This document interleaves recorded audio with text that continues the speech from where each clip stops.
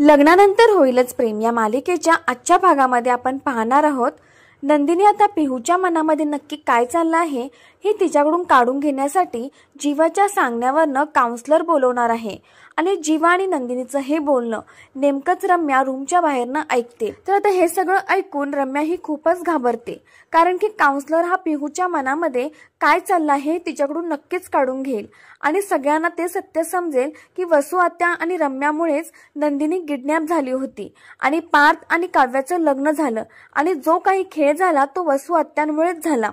त्यामुळे आता रम्या घाबरून जाते आणि ती पटकन वसू आत्यांच्या रूम मध्ये येते आणि त्यांना सांगते नंदिनी आता पिहूच्या मनातलं काढून घेण्यासाठी काउन्सलर बोलवणार आहे आणि जर काउन्सलर आला ना तर पिहूच्या मनातलं काढून घ्यायला त्याला फार वेळ लागणार नाही। तर आता हे ऐकल्यावरती वसू आत्या सुद्धा घाबरतात, पण त्यांना लगेचच एक प्लॅन सुचतो। त्या म्हणतात आज घरामध्ये विक्रम आणि मालिनीची अॅनिव्हर्सरीचं सेलिब्रेशन आहे, तर आज मोठा तमाशा होणार हे नक्कीच।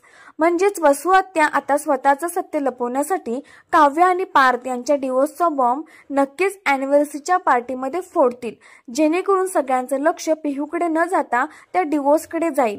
तर आता दुसरीकडे दाखवतात विक्रम हे पार्थ, जीवा, काव्य आणि नंदिनीला सांगत असतात आज फ्रेंडशिप डे आहे, तर तुम्ही एकमेकांच्या हातात फ्रेंडशिप बँड बांधा आणि ते चौघांनाही ते फ्रेंडशिप बँड देतात आणि ते बांधायला सांगतात, पण चौघेही तो बँड फक्त बघत उभे राहतात। तेव्हा विक्रम म्हणतात अरे बांधा ना, तुम्ही बघत काय बसलाय, पण चौघांपैकी एकही जण बँड बांधायला तयार नसतो।